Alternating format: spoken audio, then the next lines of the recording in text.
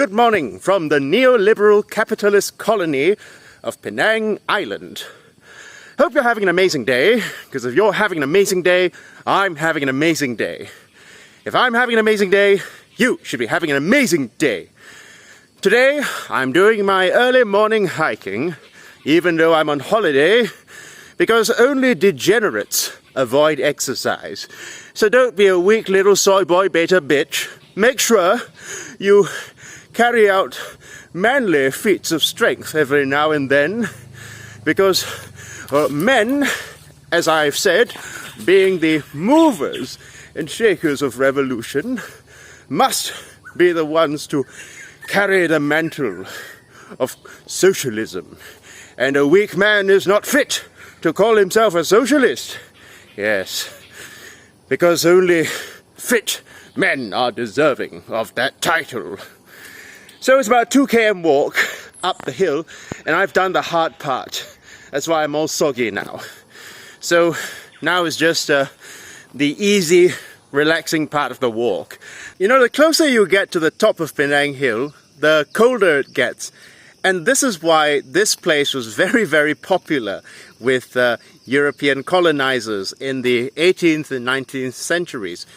This was where they would retreat from the locals because, well, this place replicates the weather of Europe in spring. And it's really, really nice and pleasant. And it doesn't have any dirty locals walking around, at least in that time. So, yeah, this place was indeed very popular with British gentlemen like myself at one point in time.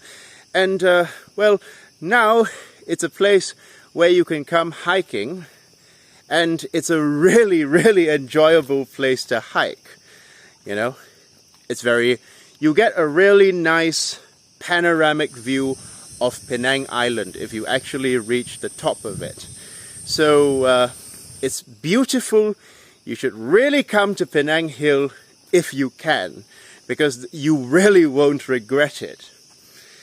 Now, without further ado, let's begin today's video. Now, this video is going to be a little bit counterintuitive to my other videos because it is going to go against the grain a little bit of what I've talked about. See this railway track? Yes, it leads you up the hill, and basically you can either take the train or you can walk up the hill yourself manually, as what I'm doing now. So, because this video is going to talk about why manosphere coaches, or why right-wing masculinity gurus, if you will, like Jordan Peterson, are popular. And I know that many of you are going to think I've become an infracell all of a sudden, but I guarantee you that I would rather commit seppuku rather than join the right wing. Not that I have anything against Haas, though. I'm a leftist, and I'd rather die than be a right-winger. Now, you probably are aware that men in modern capitalist society, in this day and age especially, are being pushed to the right wing. Doesn't matter whether it's the Christo-fascist right or the Islamo-fascist right. Men are gradually becoming more and more right-wing under modern capitalist society.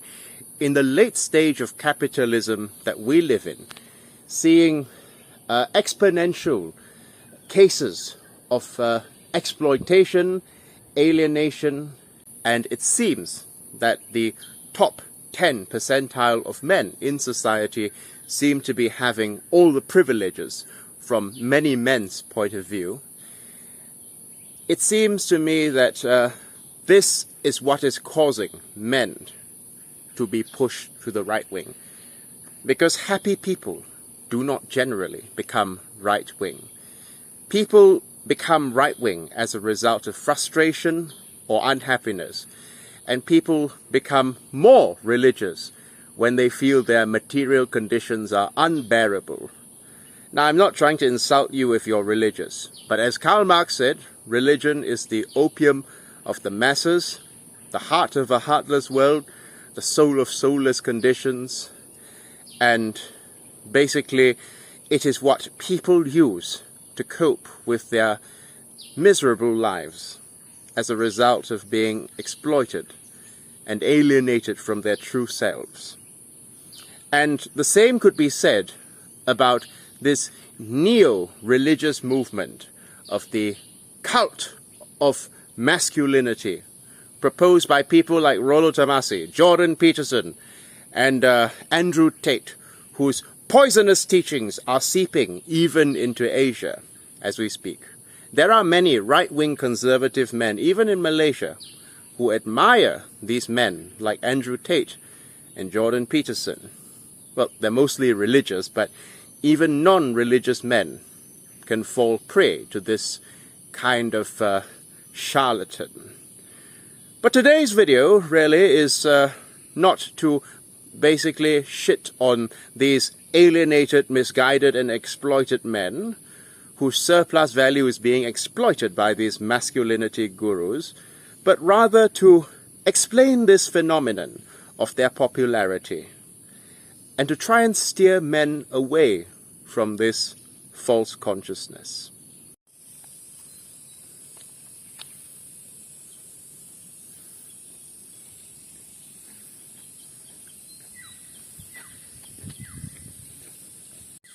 Now, I'll be frank with you. I've never really liked Jordan Peterson, to be completely honest with you, because first of all, not only do I find his precepts to be unrelatable for someone from an Asian society. For example, he frowns upon people living with their parents, and he frowns upon the multi-generational family unit, because Jordan Peterson is what you would describe as the quintessential right-wing Westerner, modern Westerner. So he believes, of course, in nuclear family units. One mother, one father, two children.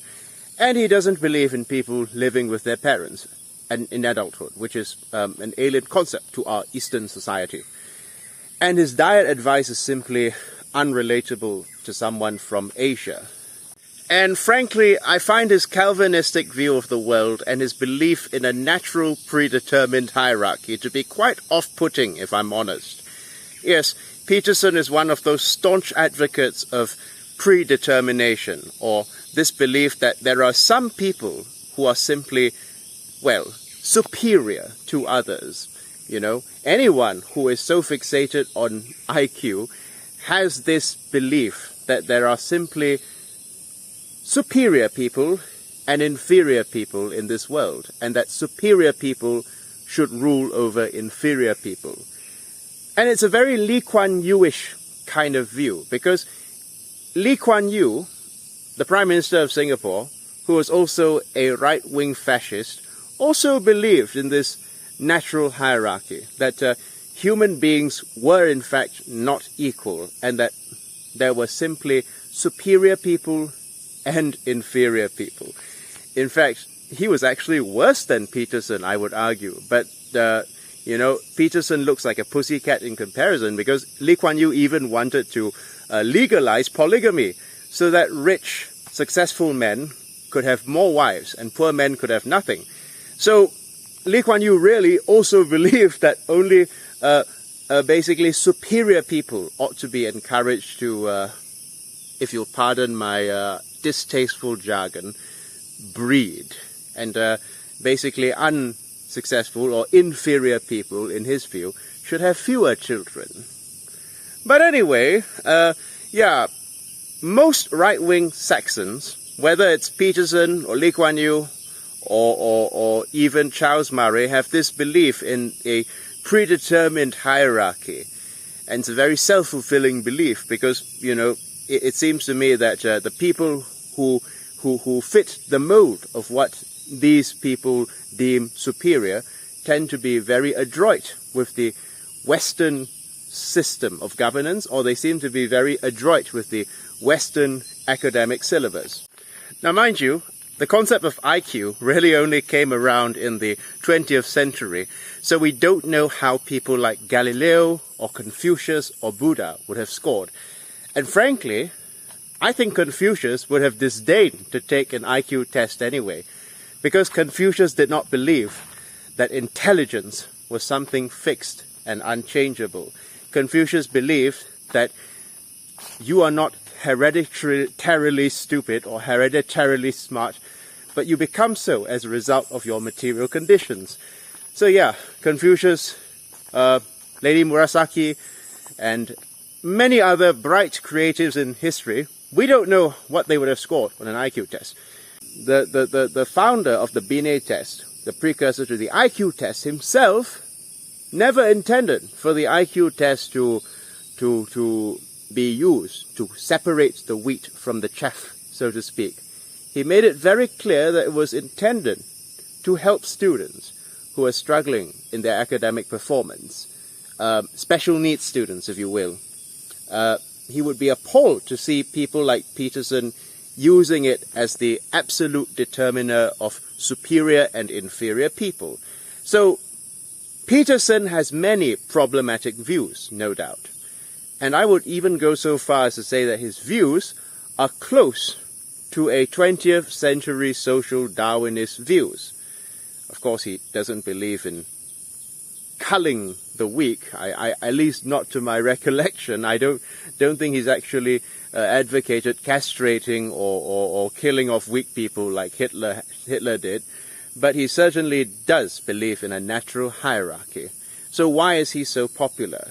Even among people that, by his own logic, he would regard as inferior specimens of men. Well, this is what we're going to find out. See, I've never had a need for these manosphere gurus. I've never had a need for masculinity gurus, because at the end of it, the only reason why people like Jordan Peterson, Rollo Tomasi, and Coach Red Pill, the late Gonzalo Lira, well, may everyone spit and piss on his grave, are so popular is simply, believe it or not, due to male loneliness. Yes, and I'm sorry I have to use a certain distasteful type of vernacular, but the word incel must be used in this case. Because the majority of followers of these right-wing masculinity gurus are basically men who find it difficult to get a girlfriend or a wife. Men who are having a hard time with the opposite sex. It's for this reason why you don't see their advice directed towards gay men. Because, well, gay men don't really need their advice. Because straight men in society are more likely than anyone else to be involuntarily celibate and to crave female affection. Because gay men don't really have this problem, and neither do women, mostly. So it is straight, lonely single men who follow these right-wing masculinity gurus in the hope that they will be able to fix their problem and get a wife and become a so-called high-value man. Now, I don't really like talking about this topic because, frankly, the culture war to me is a distraction from the main war, class war. But, unfortunately, we are going to have to address this topic because reactionaries do take advantage of the culture war in order to lead men into false consciousness. They provide you with an opium that is dressed up as medicine. But when you take this opium, you become even sicker while you think you're getting better. Metaphorically speaking, of course. So in this video, I'm hoping to guide people away from the manosphere without judgment and as gently as I possibly can. Okay? I'm not actually bashing down on you. I'm not calling you a bad person if you have fallen into manosphere ideology. But as socialists, we are trying to get to you before guys like Rollo Tomasi or Jordan Peterson do. These red pill fellows who don't have your best interests at heart and are trying to profit off your own loneliness and misery. Well, it's true that men do feel lonely in modern society. It's true that there is a missing piece in many men's lives that they cannot fulfill, because not only are they alienated from other men as a result of the digitalization of our world, but dating has also become commodified as a result of modern capitalist society. See, in our grandparents' time, my grandfather was born in 1925, dating was a very, very different kind of thing. People did not have such a thing as Bumble or coffee meets bagel, so you actually had to go out and meet people in real life. But because dating has become so commodified now with the advent of online dating, we are not only alienated from each other physically, but we have now come to regard the opposite sex as simply a commodity. People have now come to regard the opposite sex or relations with the opposite sex as merely a commodity exchange under capitalism, because there is nothing under capitalism that does not become commodified. And under feudalism, which was a worse system than capitalism, don't get me wrong, most people stayed in their place. Most people stayed on the hierarchy. So if you were a feudal peasant, you would of course be guaranteed a wife. Maybe not a wife to your taste, but you would at least get someone, because peasants married peasants. And, kings married queens, princes married princesses. Everyone stayed on the hierarchy. If you were in the caste system, Brahmin married Brahmin, untouchables married untouchables, and of course, Sudras married Sudras, Vaishyas married Vaishyas, and the same applies for any society, really. So, yes, capitalism, and I feel dirty saying this, has indeed given people, or has indeed brought about an improvement in society, in that people, for the first time, have the ability to gain upward mobility. People now are able to marry up. But the problem with this is that, this is going to sound really, really counterintuitive to everything that I've preached. But listen, don't stop listening until you've reached the end of the video. The problem with this is that, because anybody can marry anybody, well, women in this day and age have the right to choose between any man that they want. And they should, of course. So just as they could marry the janitor, they could also marry the CEO's son or the CEO's nephew. It's a free-for-all world. And unfortunately, because under capitalism, everything has become so commodified, we're so used to seeing everything as a commodity. And don't pretend that men don't see women as a commodity as well, because under capitalism, bourgeois culture dictates that it is the man who is treated as the provider, or is gone after for his ability to provide. The woman is basically the ornament on the man's arm. That is bourgeois culture.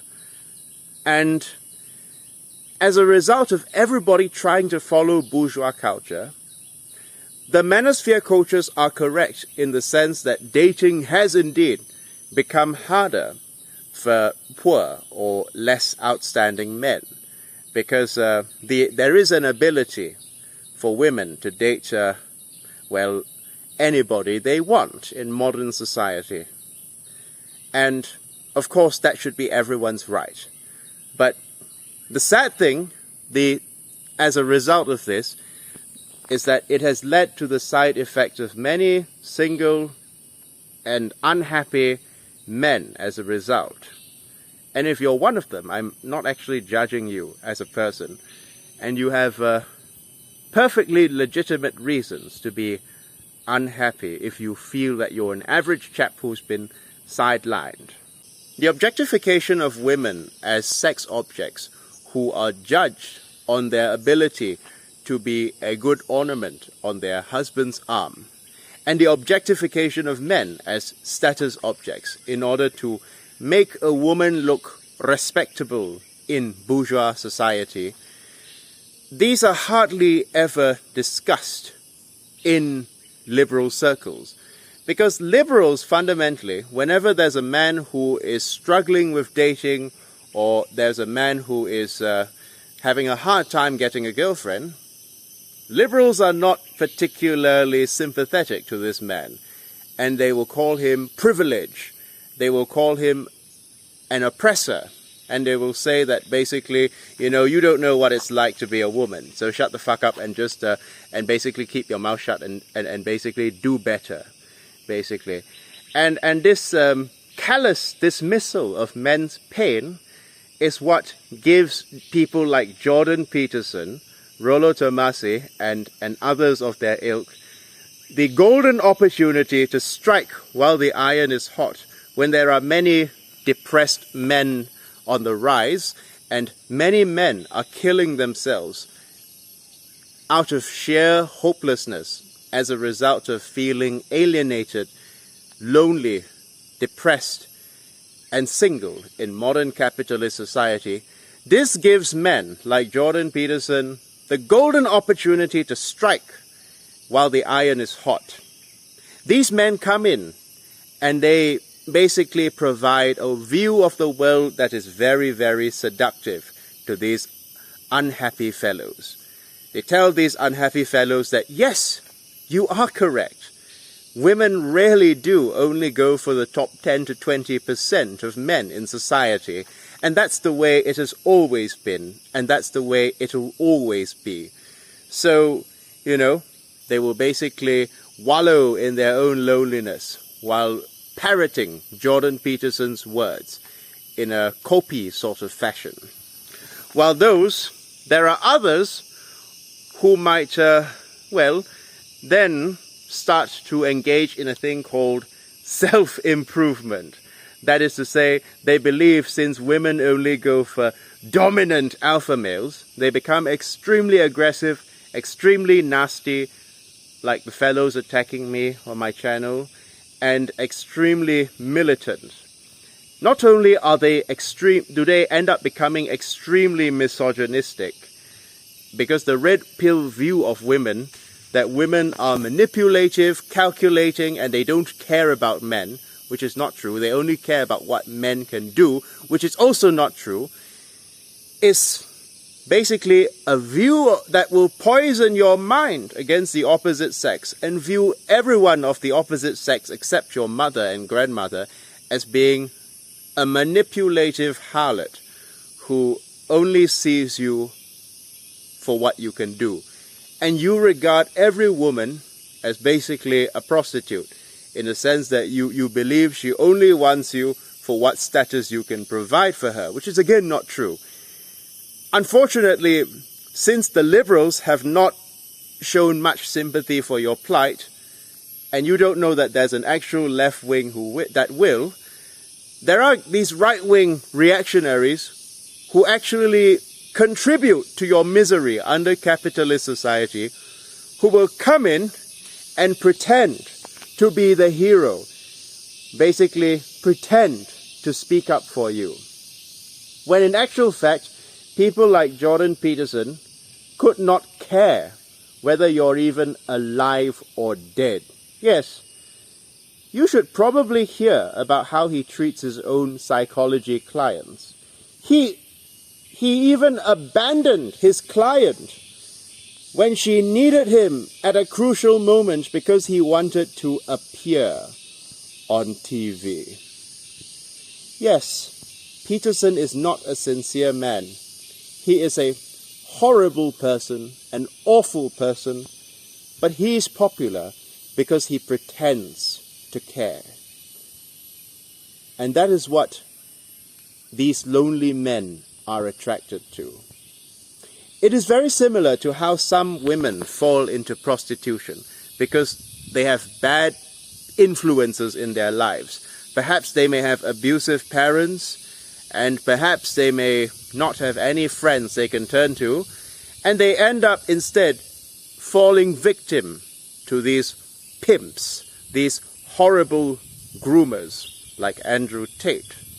And the fact of the matter is that the same thing can happen to men in a different way. They too can get manipulated by other men, reactionary men, who are causing their problems, or who are basically providing them with a false cure rather than a solution. But as Lenin, Mao, and others teach us, the masses do not come to us as perfect beings, but rather as imperfect human material that are the product of their material circumstances. And these red pill men, many of them, may sound very belligerent and very hostile when you talk to them online.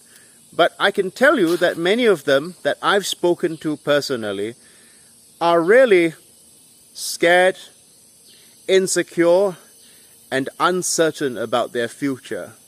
And many of them only see Jordan Peterson as a father figure, well, as a figure that cares, even though he doesn't, because he at least pretends to care about their plight, the plight of these lonely men, which you liberals have not done very well. Because the moment somebody says that, they like Andrew Tate, or they like Jordan Peterson, and, they say that, oh, women only go after high-status guys, and basically, they can't get a girlfriend because of modern society, you liberals are quick to just get this knee-jerk reaction like, "Ah!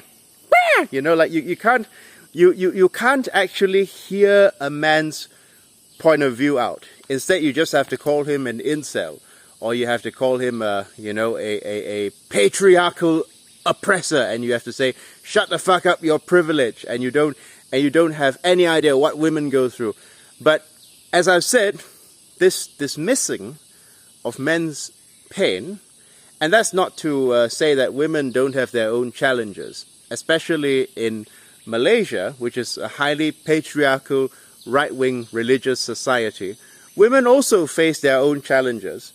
But the dismissing of lonely men's pain by the liberal left, which is really an oxymoron, and not acknowledging the material conditions that have led these men down this dark rabbit hole in the first place, is what's going to cause more of these men to walk down this dark rabbit hole. But liberals, as I've said, are allergic to class analysis. They only analyze things on the basis of race, sex, or gender, and they basically have some oppression hierarchy. So for example, if you're a straight white male, there's no way you could be oppressed, or if you're a straight Asian man or something, there's no way you can be oppressed. But by doing that, you see, you basically dismiss people's pain, you dismiss people's plight, and you basically open the floodgates for guys like Jordan Peterson to take advantage of these sad and lonely men in order to seduce them with their rhetoric. I mean, are there some things that simply cannot be changed? Yeah, of course. You cannot force attraction. For example, we're not going to be attracted to every single person we meet. And of course, nobody should be obliged to date or marry someone they're not attracted to. We're way past that stage in history, okay? And of course, you don't have to be attracted to anyone you meet. You don't have to be attracted to me. But having said that, most of these guys who believe that they're not going to get a girlfriend and that they will never be able to get a girlfriend and they'll be dead, they'll die alone, don't look that bad themselves, I mean, You don't need to buy Jordan Peterson's 12 Rules for Life to know that if you basically improve your physical fitness and you basically go to the gym and you make yourself more pleasant, well, women will find you more attractive. Not all, but many will. And many of these men are not aware that even in the hypothetical scenario that Jordan Peterson put out of enforced monogamy, in which every man is guaranteed a wife, the woman that they get paired up with might not be to their taste, right? It's funny how right-wing men like Jordan Peterson are so, they're so obsessed about rugged individualism. Every man for himself. If you're poor, that means you suck. And basically, it's just because of your bad choices in life. And that's all, and you deserve everything that happens to you. But when it comes to dating, suddenly their tune changes to sound more like a socialist, and they say every man deserves a wife. Although, when it comes to the children that these men produce, they don't care about their material conditions. They don't care if you're homeless or starving or living in a hut, as long as you can procreate. But the point is that modern capitalist society has indeed led to unspeakable amounts of misery, not only in the colonized world, but also in the global north. Because even workers in the global north, like the red pill men, or who feel alienated from their natural functions, who feel that they are sad and lonely, are also suffering as a result of capitalist commodification of dating. But I can tell you that not everybody has fallen into this state of self-consciousness. Yes, gold diggers do exist, and gold diggers have always existed. As long as capitalist society has existed, as long as bourgeois society has existed, there have always been people who only go for rich or high-status men, like the CEO's son, or the board of directors' nephew, the director's nephew. But look, that doesn't mean that there are still not many women who would give an ordinary chap a chance. You can't believe, for example, that every single couple you see out there is comprised of a super rich man and a gold digger. It just doesn't make sense. The Pareto principle just doesn't make sense when you say that 20% of men are pursued by 100% of women, or 80% of women. Doesn't really make sense, because if you look at couples all around in society, you'll find that, these couples vary in terms of their economic status. There are rich couples, and there are also middle-class couples, and there are poor couples. So don't give up hope that you can find a girlfriend. Get out there, do some activities, join a church even. I know I say religion is the opium of the masses, but, a church is a much better place to find a girlfriend than a nightclub. And talk to people in real life, and you will meet someone you like. Now, personally, I like the single life, because I don't think I'll settle down until I'm in my 40s, because I have so many things to do, and I like to savor the world rather than settle on one plate, if you know what I mean. But anyway, that might not be for you. I know that there are many men out there, even angry red pill men, who would calm down a lot if they actually just had a nice, sweet girl on their arm. But the problem is they make themselves so unappealing to women because they keep walking down deeper into the Jordan Peterson or Andrew Tate sort of rabbit hole, of these men who basically provide you arsenic dressed up as medicine, and they end up falling deeper into the pit of despair as they really believe that they are undesirable to women and that only the best looking or the most successful men are the ones who will get all the women, which is not true. And I think the first step, those of you who listen to Jordan Peterson or Andrew Tate and are still unable to get a girlfriend, the first step to getting a girlfriend, in my opinion, is to basically decouple yourself from these men. Decouple yourself from these poisonous influences, because they have not brought you the results you want. Don't listen to me as well. You can turn off the video now for all I care. I mean, I'm hoping you watch to the end, because, you know, I really am speaking from the heart here.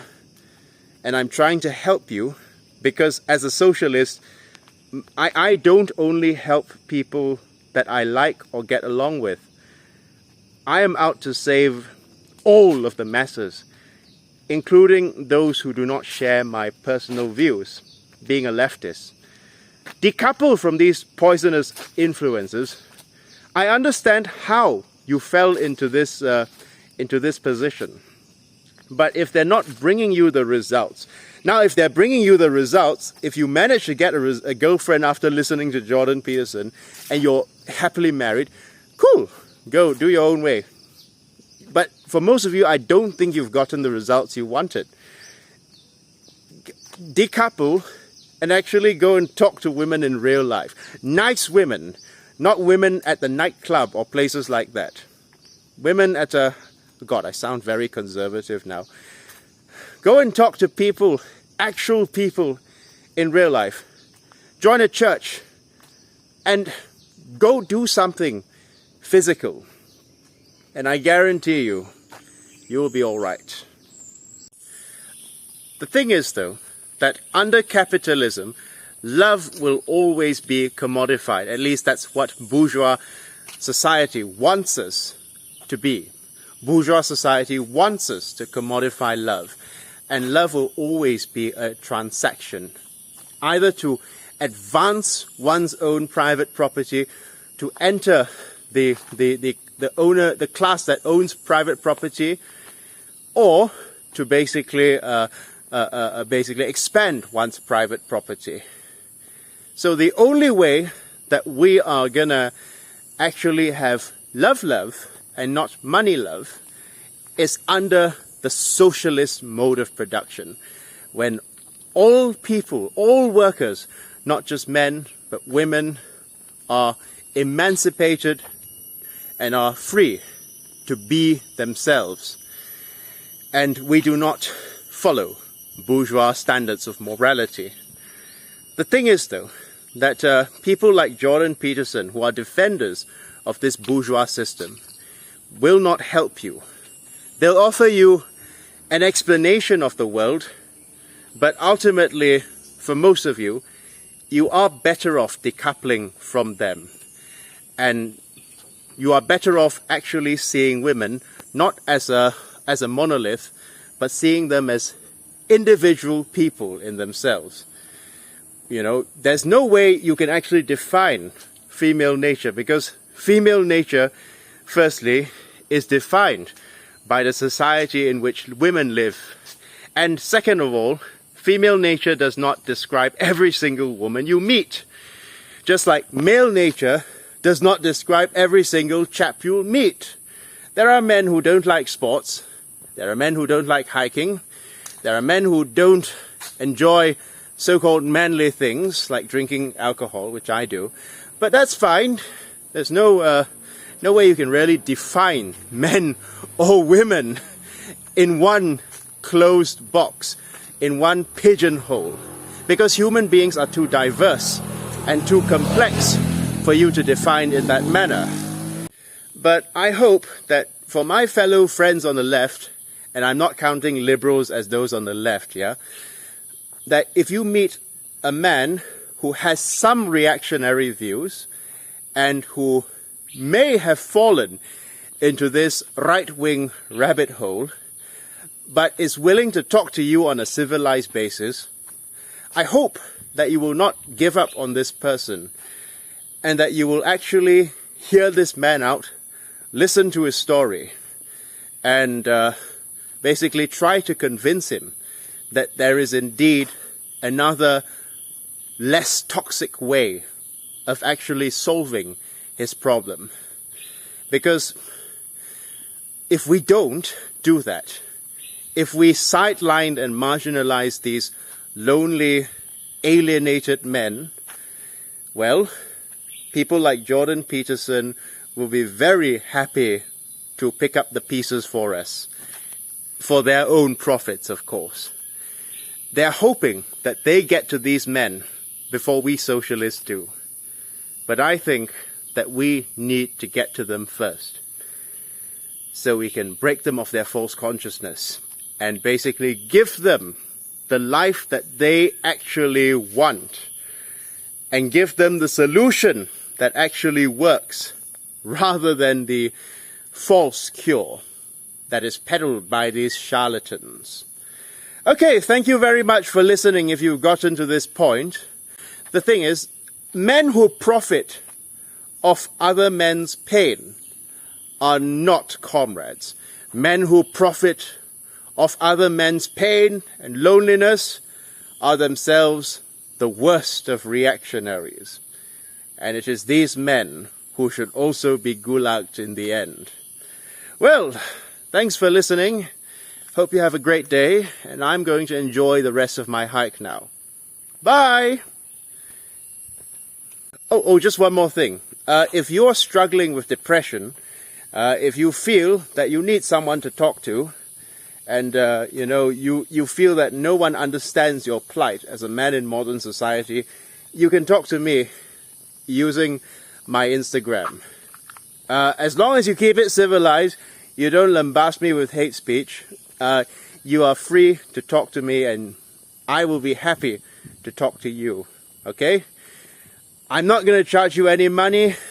I'm just going to talk to you man to man, so we can, we can sort your problem out if you feel you have a problem. And well, I'm trying to basically prevent you from walking down a dark rabbit hole. But there will be no judgment against you personally, so please look for me at this Instagram account. You don't have to follow me. I'm not collecting followers. Just come and talk. Okay? Before you turn to the red pill, if you have thought of stepping into red pill ideology, please come and talk before it's too late. Thank you, and have a nice day.